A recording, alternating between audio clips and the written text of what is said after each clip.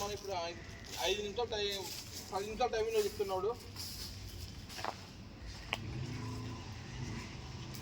మారుతుందా ఇంత టైం చెప్తున్నా?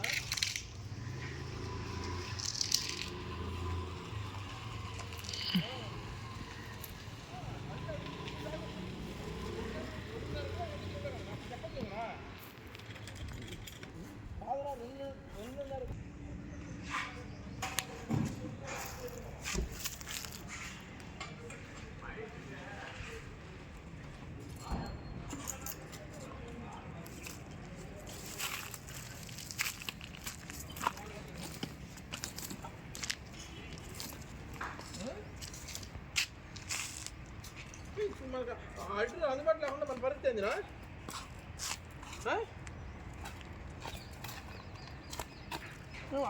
మన వాళ్ళ ముందు